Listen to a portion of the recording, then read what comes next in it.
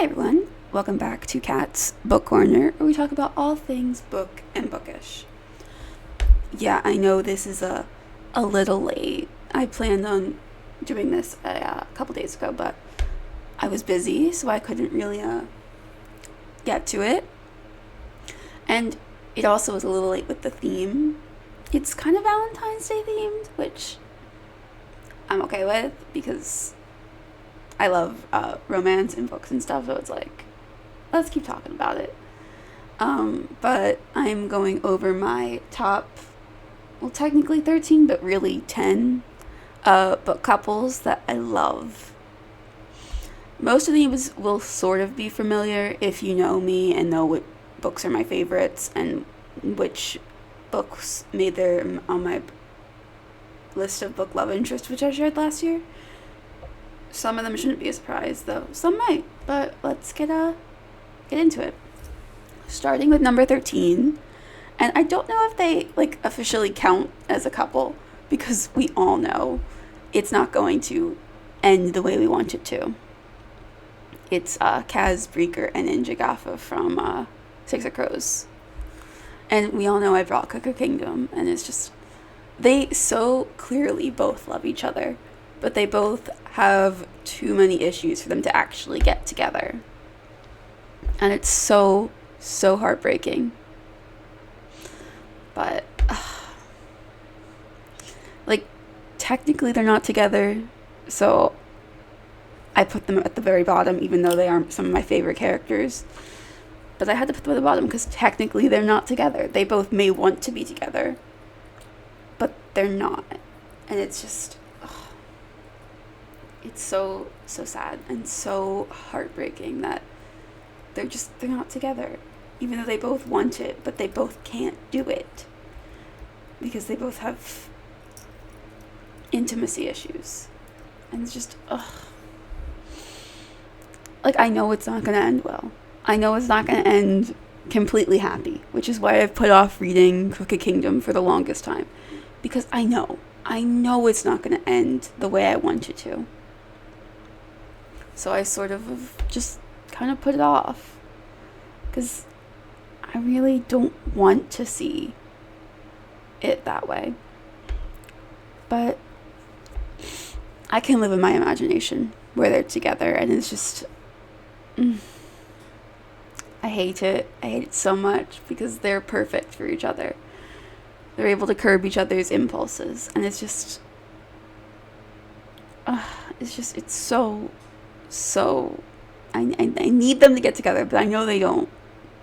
I can only hope that there will be a book that comes out years and years and years from now where they have gone to therapy, I guess, which I don't know, Kaz I don't think would ever go to therapy, but then maybe they can be together. That's what I want. That's what I really need. But I don't think it's gonna happen. It's just I really, really wish it did. So I put them at the very bottom because technically they're not a couple, but they act like a couple. They do so many things that a couple would do. They're just not. And it's just, I want them to be. Kaz even calls her his girl. And it's just, And Injun is she loves him, but she knows they can't be together. It's so sad. Okay, moving on to number 14. Not number 14, number 12 is Cassie Hobbs and Dean Redding from the Natural series. Now, this might be surprising to some of you because if you've watched my videos for a really long time, you'll know I'm not a huge Michael fan. I'm not a huge Dean fan. I'm a Michael fan. I love Michael. I kind of wanted him to win the love triangle. So, slight spoilers for the Natural series. I wanted her to be with Michael because I loved Michael. But then looking back at the book and the plot, it made perfect sense for her to go with Dean. It's just I liked Michael more. But her and Dean are actually really good together. They really, really are good together. I wouldn't have expected her and Dean to work. But they do. They really, really work together. Cassie is able to help Dean when he's going through reliving his trauma with his dad and so many of the other people. She's good at helping him through that. And when they learn the truth about Cassie's mom, Dean's able to help her through that. And as much as I love Michael, I don't know if he'd be able to give Cassie what she needs in those situations. Like, I really don't know if he would have been able to. Because he's not that kind of person. He's much better at keeping things inside and not talking about them. Dean also does that. Like, it's why he works out. It's why he does all that stuff. He doesn't really like to talk about it. But when he knows he has to, he does. Michael won't. So,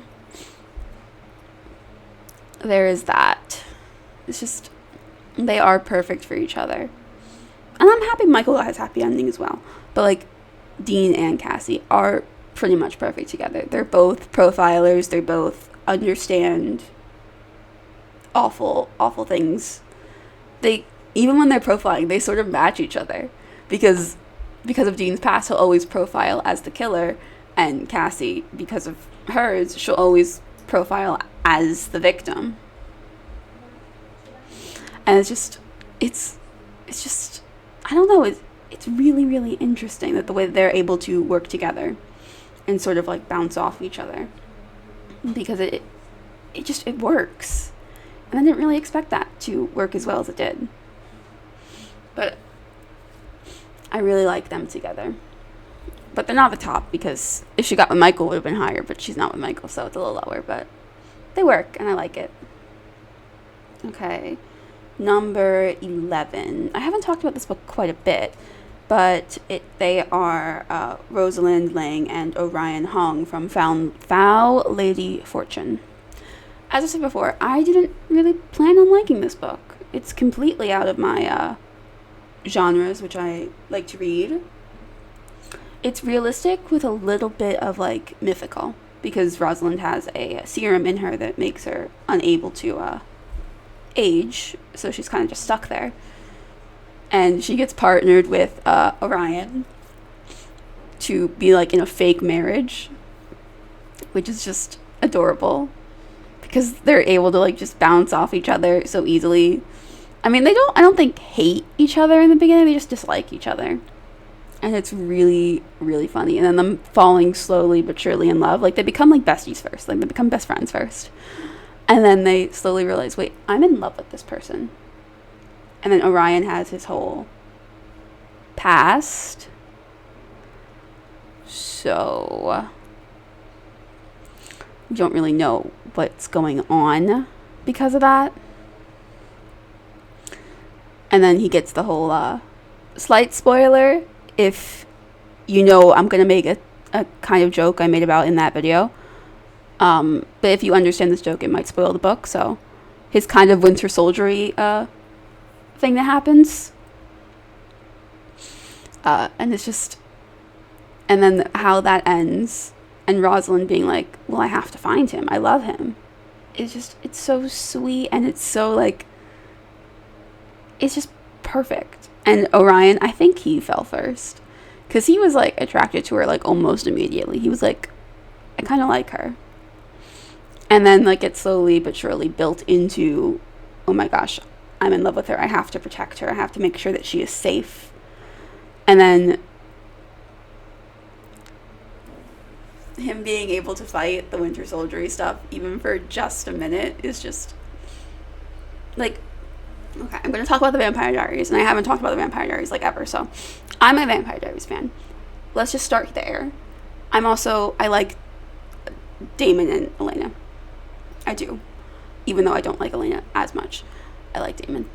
And I like Stefan, I do. I just don't like him with Elena. But when he's able to fight the compulsion for Elena, that was, like, that was this book. Orion being able to fight it, even just... for a minute for Rosalind, like, that's what it gave me. It gave me that, and I really, really liked that. So, I don't know, I really liked it. I thought it was just perfect. And, like, it was just really good. I really liked it. Okay, moving on to number 10. Alaosa Callaghan and Ridden from Daughter of the Pirate King and Daughter of the Siren Queen. I love these two characters. Them just being pirates, them just completely working with each other, like learning to trust each other again after the betrayal that happens in the first book. There will be little slight spoilers for this series because I want to talk about what happens in the second book. But like the way that they fall in love and then them realizing, oh wait, we didn't know anything about each other, so how could this be love? And then them learning to trust each other again. Like Alaosa learning that she can trust him with her secrets. She can trust him because she loves him. And Ridden being like, okay, I can trust her, but how can I trust her not to do this? And then him getting over that when it realizes it's the only way to keep her safe is if I allow this to happen, even though it hurts him to do it. Like when she is using her siren song on him, it brings back bad traumatic memories for him, so he tells her not to do it. But then she does it to save his life, and they end up arguing, and he doesn't understand why she used it. She's like, I was saving your life, Ridden. And he's like, but why would you risk yours? And it's just, like, they complement each other so well, but they also don't, if that makes sense. Because Ridden has got not being in control. Like, he likes to be in control because for so many years he wasn't. Alaosa, on the other hand, turns the control against people because of her abilities.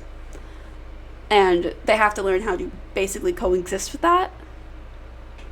And then Ridden being the one person that is able to snap her back to humanity after she, like, lets her siren side take over is just, oh, it's so good. I love that. I really do. And then, like, learning to trust each other again in the second book after the betrayal. And then, even in the first book, where they're, like, just flirting with each other, like, as she's, like, escaping every once in a while. It's, like, it's cute, like, them flirting with each other. And then him getting jealous when she tries to flirt with his brother for information. And he's like, why are you doing that? I thought you liked me. It's just, oh, it was so cute. I really liked it. Like, they're adorable. And they're able to just match each other, even though they shouldn't. Like, they really, really, really shouldn't be together. Not because I don't like them. I love them together. But their histories, they shouldn't be together because they're contradicting each other. And I really, really do like that. I think it's really, really interesting. And maybe we'll get little tidbits in, like, the spinoff, which will be fun. Because, I don't know. Like, is he Pirate King now that she's Pirate Queen? Because, I don't know. I kind of like that. Okay. Now moving on to number 9. Robbie Crescimont and Lauren O'Brien from The Got Away with Murder. If you've been on my channel for, like, even a little bit, you know I love Robbie. You know I love Robbie. I think he is adorable. I don't know how anyone could have thought he committed a murder, because he just does not seem to have it in him to commit murder.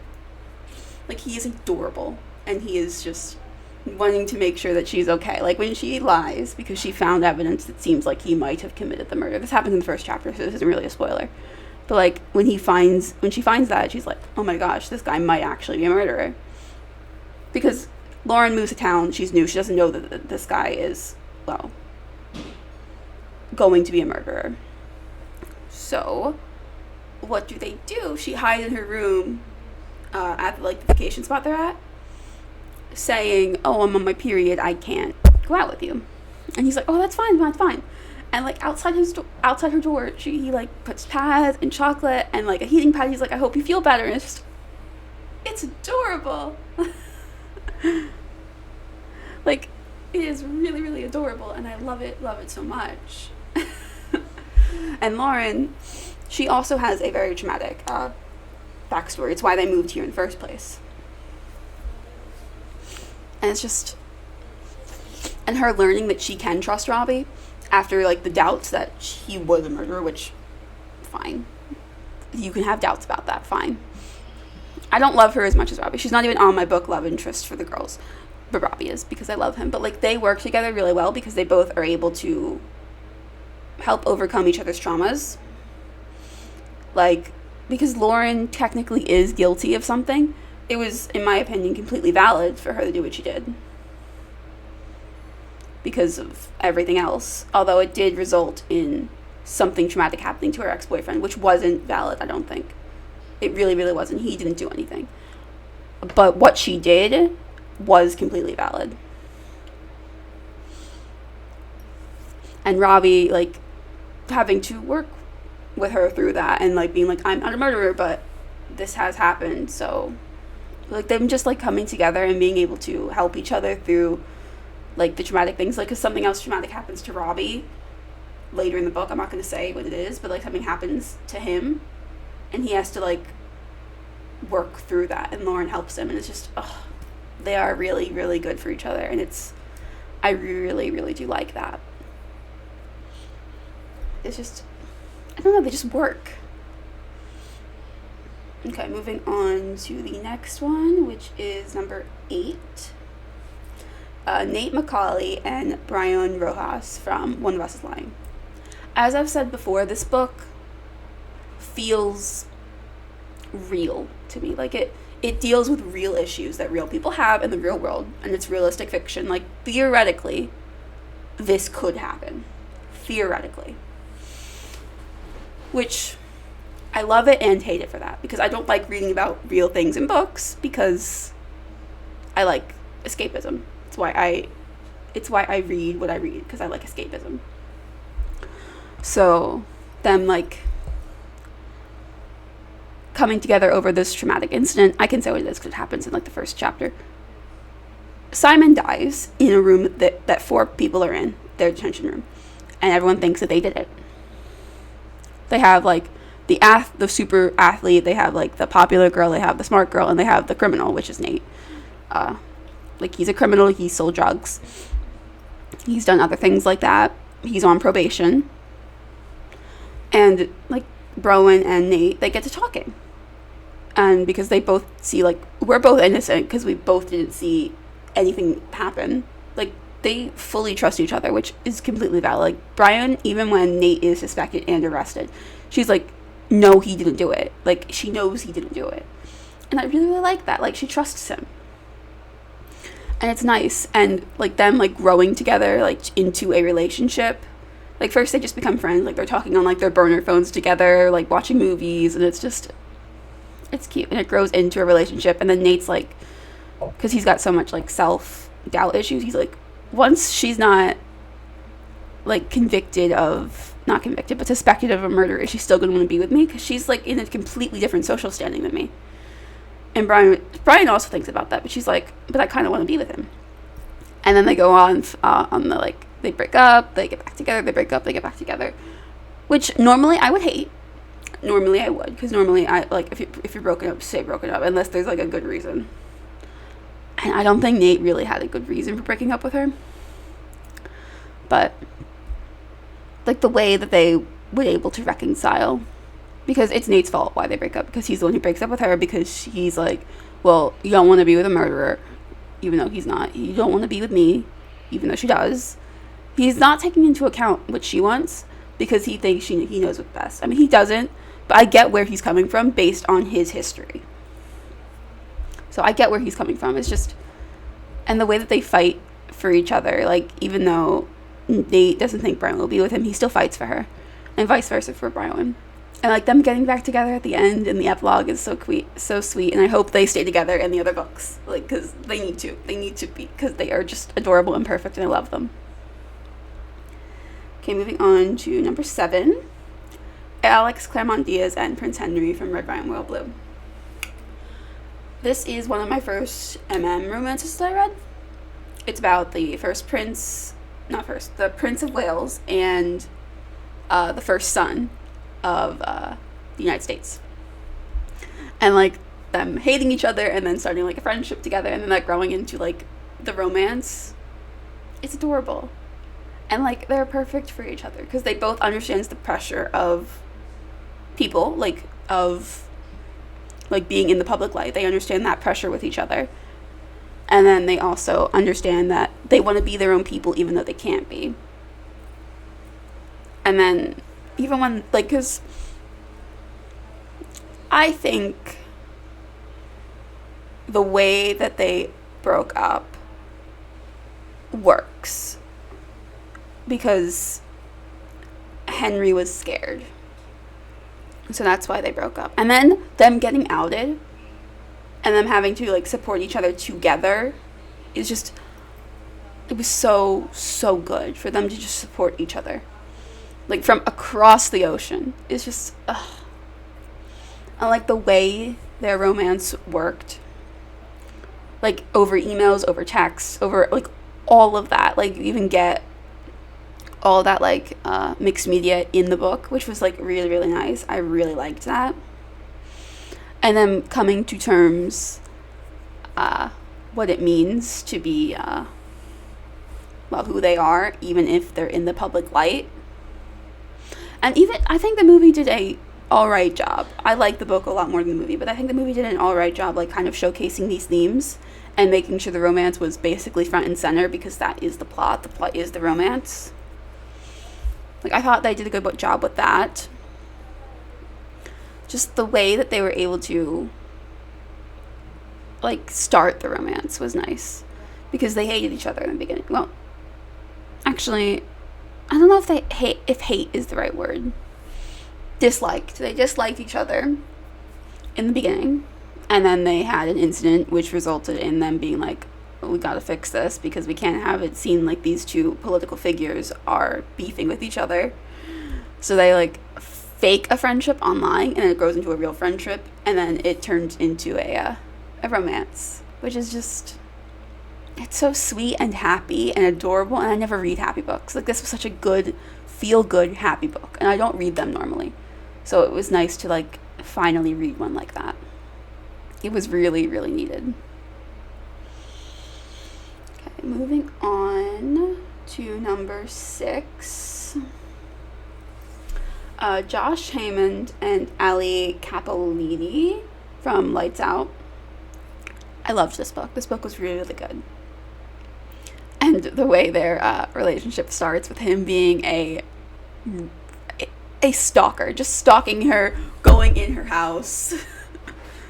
It's just because she had like an obsession with his like content that he was creating, like to keep himself like out of the public eye, because his dad was a serial killer. So just like that, it was so cute. And him just breaking into her house and then like getting along with her cat, it was just, I don't know, it was cute. And her being like, you don't have good enough security, I'm gonna get you more, because I could break in so easily. And then like, well, first Allie being scared, of course, because like this masked man broke into her house.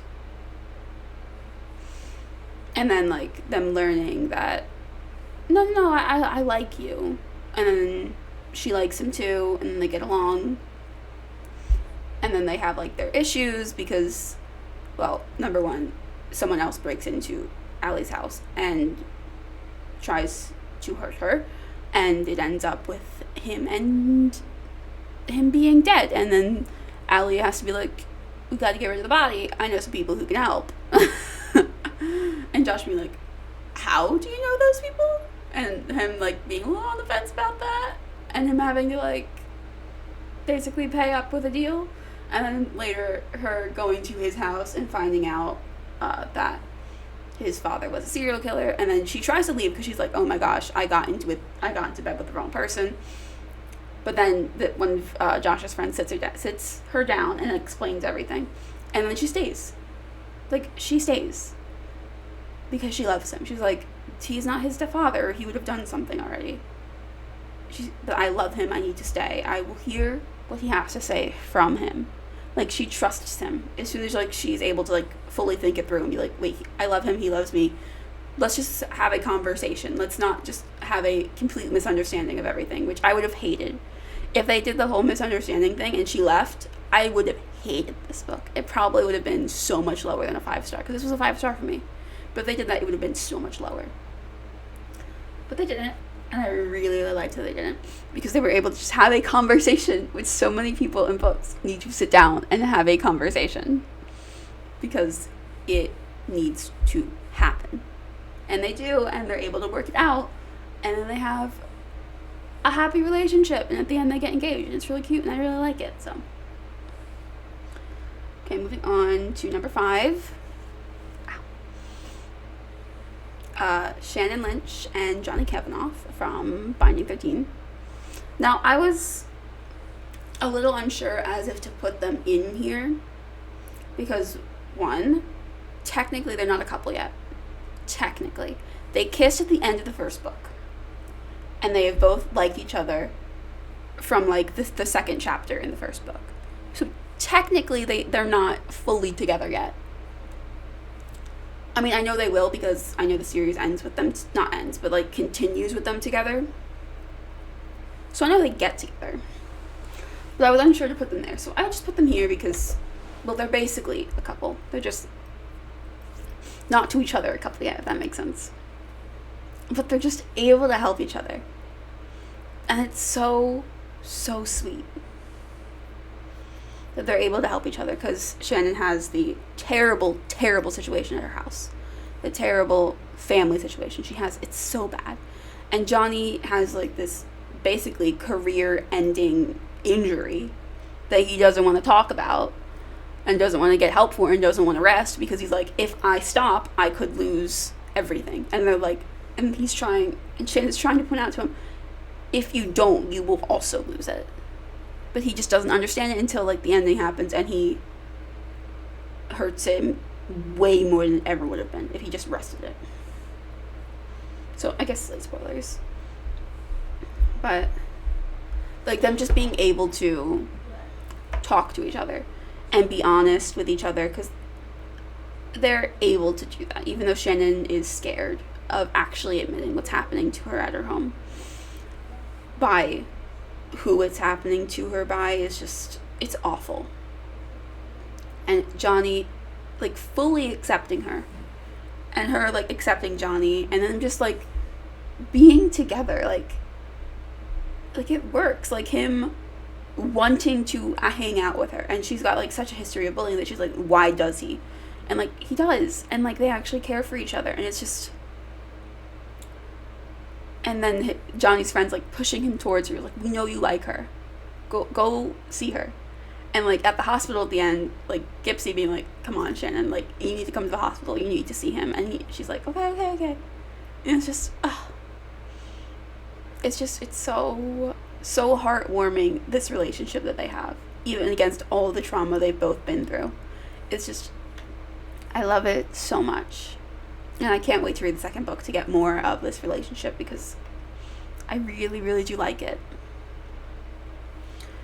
Okay, moving on from that to something a bit more crazy is Rowan Kane and Sloane Sutherland from Butcher and Blackbird. When I'm saying match each other's crazy, they match each other's crazy because they're both serial killers as a hobby. Because they both have other jobs. Rowan is a chef who owns restaurants. And Sloane, I don't know what she does, but she has another job. I think she works in, like, some sort of, like, finance thing. Or I don't remember. It's been a bit since I read the book. Almost a year, actually. Can't believe that. It's been, like, 5 months since I read the book, so give me a break if I don't remember every detail. But, like, them meeting each other and then being like, hey, let's make a deal. Like, let's meet up each other every couple months and we'll see who can kill this person faster.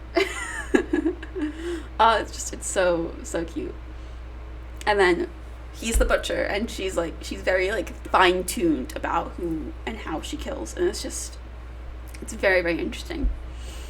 And, like, when he goes full butcher, he thinks she will leave because he's like, oh, it's real scary, him being, like, a butcher, like, and crazy.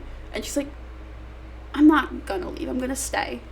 And it's just, and then when she stays, he's like, you stay? And he's like, yeah, of course. And this was before even they were together. They were just, like, friends. And then they get together, and it's really cute. And then the third act, where, like, the breakup happens. I'm not really going to call it a breakup, because it really isn't. Rowan gets blackmailed, and he has to break up with her in order to save her. And she's like hell he would break up with me. I mean, she believes it for, like, a little bit. But then he says something to her, she's like hell he would break up with me. So she, like, comes in and saves him, and it's just, it's cute, and I love it. And, like, him naming a restaurant Butcher and Blackbird, because those are their nicknames for each other. Like, she calls him Butcher, he calls her Blackbird. It's and him naming a restaurant that. Because, I mean, they get the inside joke because they know that they're serial killers. It's just, it's so cute. I really, really like it. I like their competition they have with each other is just, that's adorable, that's cute. I really love it. And, like, even his family being like, she's like a keeper. Like, him, like, it's so rom-com-y, and I love it. I love the rom-com. Because it's a rom-com with serial killers, and it's, I don't know, it's really, really good, and I really like it. Like, when she shows up at his restaurant before they're dating, it's just, that's kind of cute. I really like them. They're, like, really adorable. I can't wait to get, like, more, like, tiny, I mean, I'm not going to get too much about them, because I'll get, like, tiny little crumbs when I read the next one, which I bought, as you can see in my book haul. So, I am excited for that. Okay, now getting into something also hard to read is, Logan Bennett and Lana Myers from the Mind F series. I love them. I love them so much. They are perfect for each other. Lana Myers is a serial killer. Completely valid in her serial killing. Like, the people she kills should be dead. Like, no, dead. They should be dead. No question about that. I support what she is doing. She is doing the right thing. And we got Logan, who's the FBI agent, who's, like, trying to crack her case. And, like, they fall in love with each other. They fall in love before she even knows he's an FBI agent on her case. She's like, I like this guy. He's helping parts of myself I thought were dead coming back to life. And it's just, that is so, so great. And Logan is like, how is this girl staying with me when I'm barely home? Like, I am barely here because of my job. But she is. She's just always there for him. And it's just, I really, really love it. I love it so much. Like, they work.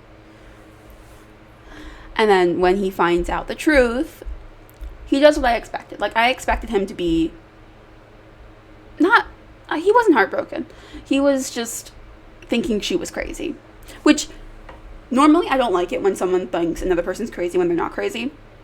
But it makes sense with the information that he had. Because he thought who Lana was before. Like, I forget her name, who she was before. But he thought that she was dead. Like, she was dead. Not she changed what she looked like, changed her identity, and now she's this person. She thought she was dead. So she was, like, taking on the identity of this dead person in order to avenge her. So he thought, she's crazy because that person is dead. And not thinking, she just changed what she looked like. Like, I completely got why he thought she was crazy based on the information he had. I didn't like it, but I completely got why he thought it. And then him figuring out who the actual, like, instigator of the entire thing that happened with Lana when she was a kid, and him going to kill that guy, and then him like, doing it with his FBI, like, certified gun, being like, I can't come back ever. And him being like, then she knows I'm with her forever, because I can't come back from this. I loved that. And him, like, completely supporting her hobby of killing, even though, because she knows she can't stop anymore. Even though she should. She knows she can't because she's been doing it for so long. And he completely, like, supports her. He's like, he just helps her. And it's just, like, they help each other. And it's really sweet and really cute. And, like, the romance is just, it helps deal with the dark themes that the book has. And I really, really liked that. Okay, now moving on to number 2. This one's a bit happier. It's Peter Parker and Mary Jane Watson Parker from Spider-Man: The Darkest Hours ambience. This, I think, would have been here even if I didn't read the book. Like, Spider-Man ain't moving because of who he is, like, from what I read in comics. Mary Jane might move because sometimes I like Peter Parker with Felicia Hardy, or sometimes I like him with Gwen Stacy. But the way she was written in this book as a supportive wife, and, like, who completely supported her husband as the science teacher that he is and the superhero that he is. She supported him, and he supported her in her acting career. Like, he supported her in that. Like, even though they live in New York, it's expensive. They're both really, really poor. They're not really going to be able to like, do this forever. But, like, he completely supports her in that career, and it's just, I don't know, it's so nice that, like, they support each other. And, like, her coming in and saving the day in the first part of the book, when he's fighting these people he doesn't think he will win against. Like, him just fighting those people he's not thinking he's going to be able to win. But then she comes in and she helps save the day. And it's really nice. And at I think the third story, because this is 3 stories in one, the third story when I wanted to say Peter Tingle. I'm like, no, his spider sense. His spider sense is going haywire and making him think that everyone around him is a bad guy. And it goes off against Mary Jane, and he threatens her.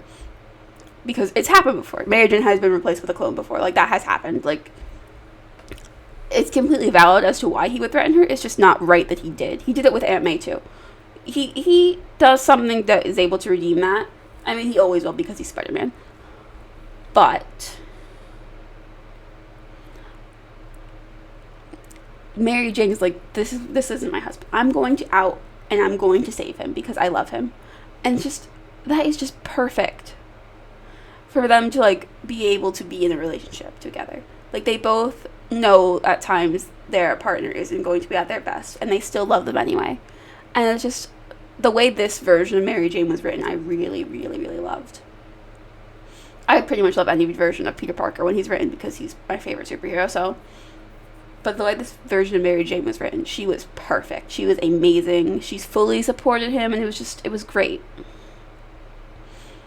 Like, and her helping, like, solve the cases, it was just, like, even when Felicia came in and started flirting with Peter, she was like, I have a wife. And then Mary Jane was, like, the tiniest bit jealous. Not even that jealous because she knows she has Peter's heart. And it's just, she was written so well, and I really liked that. Okay, the last one should come at no surprise to anyone, like, at all. It is Zayden Ryerson and Violet Sorrengail from Fourth Wing, Iron Flame, and Onyx Storm. The best. I love them so much. And I want the 4th one, though I am willing to wait as long as it is perfect. But Violet and Zayden, like, they're just perfect. And the entirety of Onyx Storm being, like, a love letter to Violet from Zayden, knowing because he wouldn't be there, is just... And him loving her after everything, and her, like, having to come to terms with, like, I fell in love with a liar. It's just, And even their dragons are like, can you, like, shut up talking about Zayden? Or can you, like, shut up talking about Violet? They're like, no, we can't. I mean, the dragons are made it too, so like, they should get used to it. But it's just, it's so, so good. And even reading the first book again, Zayden, like, was basically in love with her the moment he set eyes on her. He was, like, smitten with her from the minute she walked on that parapet. It's just, they're perfect for each other. And then Violet falling for him when he starts teaching her. And he gets her a saddle, and he, like, And then at the end, spoilers, at the end of Iron Flame, when he starts turning venom because he had to save Violet, is just, and her, like, keeping that secret. She's like, yeah, ain't no one gonna know. I'm gonna protect you. Because first book Violet would never keep that secret. But then she found out, oh my gosh, venom are real, wyverns are real. The government is keeping all this information from us. Like, we need to fight back. We need to start a revolution. It's just, because that's what it is. That's what it is now. It's not a rebellion like Zayden's father started. It is a revolution to bring the information back into the light, to help save the world. Like, that's what it is. And it's just, it was needed so, so, so much. Because she would never do that in the first book, because she believed what the government was teaching her. But then she realized, no, they're lying to me. And she fell in love, but, like, they were just able to be together. And, like, her fully not trusting him in the beginning, and then learning to slightly trust each other again, to then completely trusting him again, even though he was still keeping secrets. Like, she understood. And the whole scene after Kat being like, my throne, my chair, my woman, is just, my house, my chair, my woman, is just, we gotta love that. And her now being his wife and Duchess of Tyrandor is just, Oh my gosh, which gives my theory credit that Bodhi's the one who turned. But I still love it. I still love it. It's so good. I could talk about them all day, but I won't because I need to do other stuff. But like, I love them so much. All right. If you like this, please like, comment, and subscribe. Bye, everyone.